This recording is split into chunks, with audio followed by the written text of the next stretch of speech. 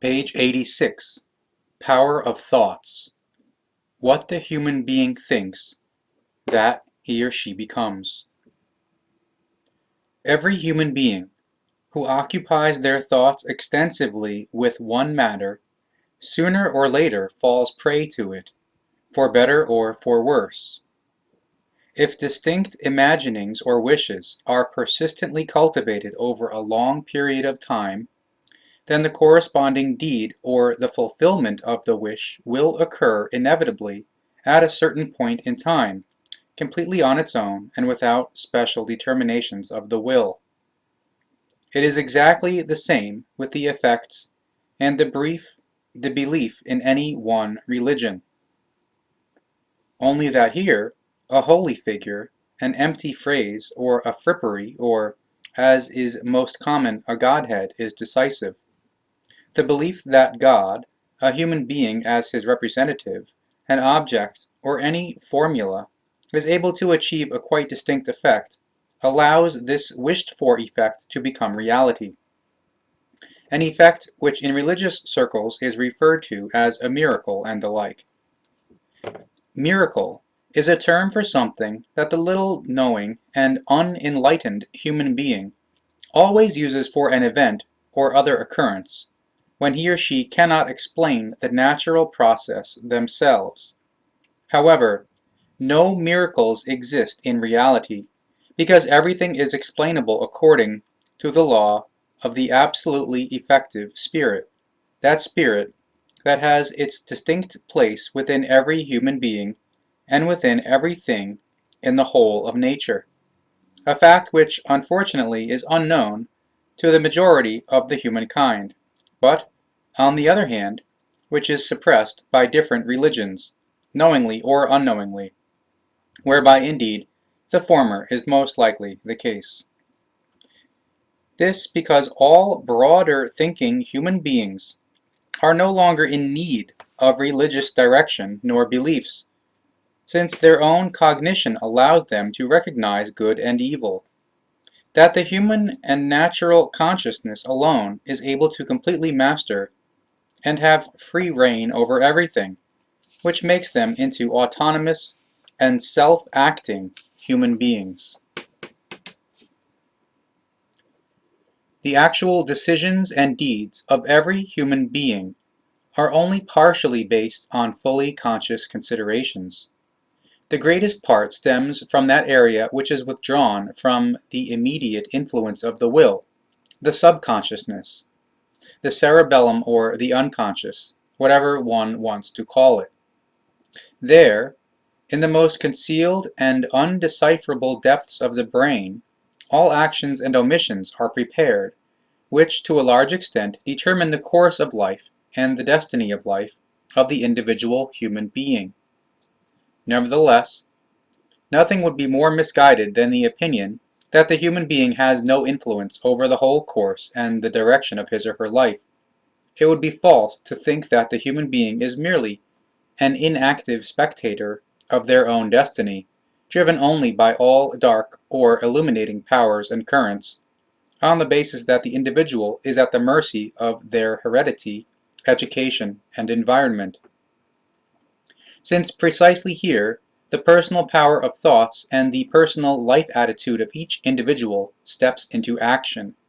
Exactly here, the circumstance is useful for each human being, that precisely this hidden source of his or her decisions, deeds, actions, and wishes, the subconsciousness, the unconscious, can even be enormously widely formed through the absolutely conscious thinking.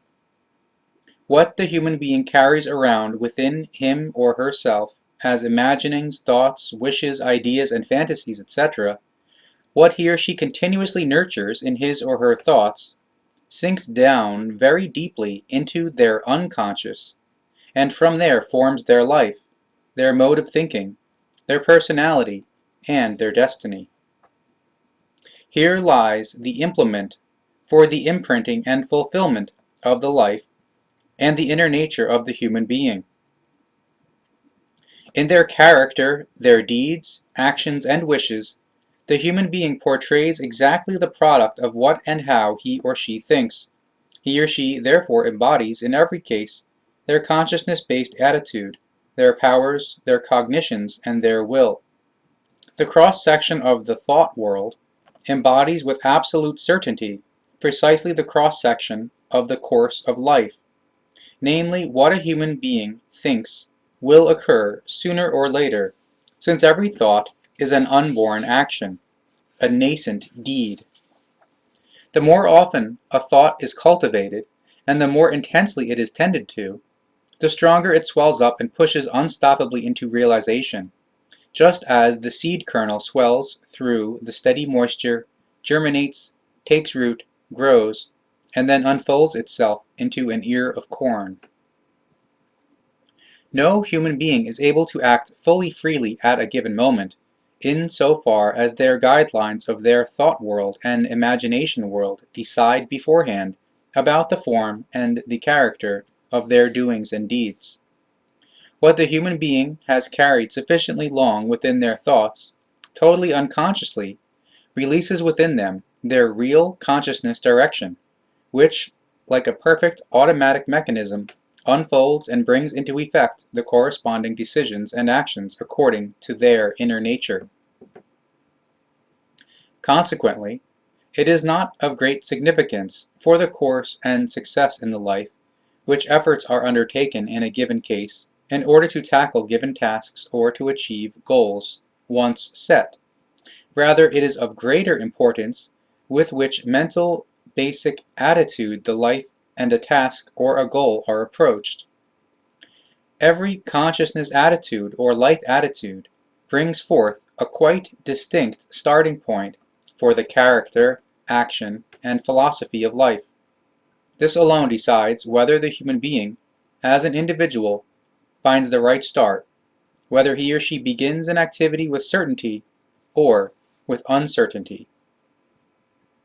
Habitualness, desires, and specific actions are the development of corresponding thoughts, which in the course of time eventually gain such a might over the human being that they can change his or her whole character and with Gewaltsamkeit imprint their stamp upon him or her. Gewaltsamkeit. There is no English word that conveys the true meaning of the German word Gewalt. Gewalt is the brutal execution of elemental might and force, but it is far above all might and all force. Ill, insignificant thoughts, wishes, and fantasies, continuously and daily nourished, become all-controlling demons. But one is able to destroy these again if one deprives them the power of life, namely the thoughts and imaginings from which they originated and have been nourished. Thoughts form every individual life, which every human being can attentively test for him or herself, and everyone will find that this fact confirmed. As rich as a life was in good, forward-pointing and life-promoting thoughts, as great and life-promoting were the successes